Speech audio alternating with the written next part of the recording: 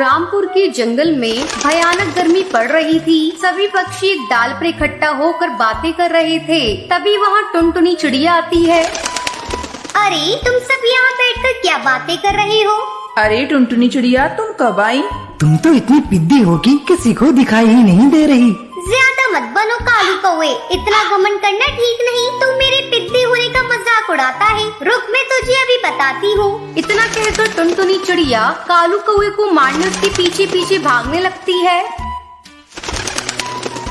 टुनटुनी चिड़िया, छोड़ना नहीं इसको, बिना मारे वापस मत आना। कालू कौवे और टुनटुनी चिड़िया का झगड़ा देखकर सारे पक्षी हंसने लगते हैं।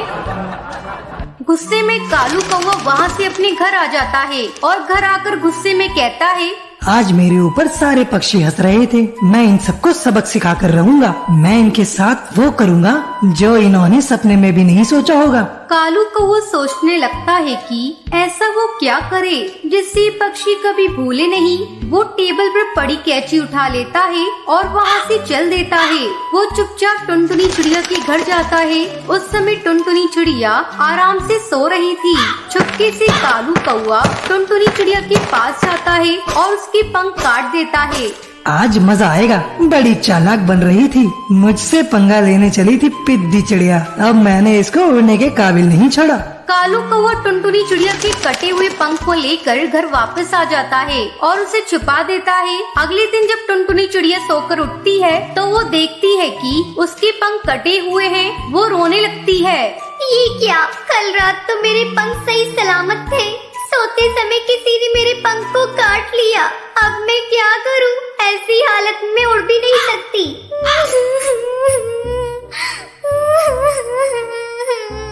उसी रात कालू कौवा हरी तोती के भी घर जाता है और उसके भी पंख काट डालता है। इस तरह कालू कौवा एक एक करके उन सभी पक्षियों के पंख काट डालता है जो उस पे हंस रहे थे। बड़े चले थे मेरी हंसी उड़ाने। इनका पंख काटकर मैंने इनकी सारी हेकड़ी निकाल दी। इनके कटे पंख देखकर मेरा ठंडा हो गया। वहीं दूसरी तरफ पूरे जंगल में हड़कंप मच जाता है। अरे टूनी चिड़िया, तूने कुछ सुना? कल रात किसी ने पक्षियों के पंख काट डाले। हाँ बबली कबूतरी, ऐसी खबर तो मैंने भी सुनी है। ऐसा लगता है कोई इन पक्षियों से बदला ले रहा है। खैर छोड़ो, हमें इन पक्षियों की चलकर मदद करनी चाहिए। बेचारे बिना पंख के उड़ भी नहीं सकते। चलो चलकर इन पक्षियों के भोजन की व्यवस्था करते हैं।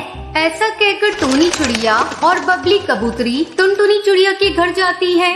अरे टुनटुनी चिड़िया, तुम्हारी ये हालत कैसे हो गई? हमें बड़ा कष्ट हो रहा है। ये लो भोजन, इसे तुम खा लो। टूनी चिड़िया, पता नहीं मुझसे किसकी क्या दुश्मनी थी, किसने मेरे पंख काट दिए। तुम चिंता मत करो टुनटुनी, कुछ दिनों की बात है, फिर तुम्हारे नए पंख आ जाएंगे।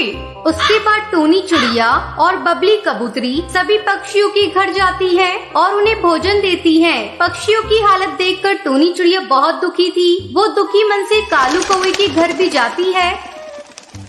टूनी चिड़िया देखती है कि कालू कौवा पक्षियों के कटे हुए पंख से खेल रहा है।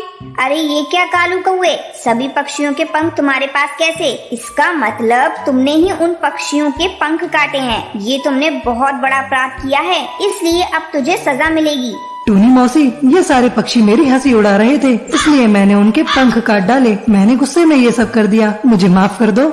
ठीक है कालू कौवे, इस बार मैं तुझे माफ कर दे रही हूँ, लेकिन अगर आगे से तूने ऐसा कुछ किया तो मैं तुम्हें कड़ी सजा दिलवाऊंगी। तुझे अभी चलकर उन पक्षियों से माफी मांगनी होगी। टूनी चिड़िया उन सभी पक्षियों से कालू कौवे को माफी मांगने को कहती है। कालू कौवा सभी पक्षियों से माफी मांगता है। टूनी चिड़िया के कहने पर सारे जंगल के पक्षी उसे माफ कर देते हैं। धीरे धीरे उन सभी पक्षियों के पंख आ जाते हैं और फिर सभी खुश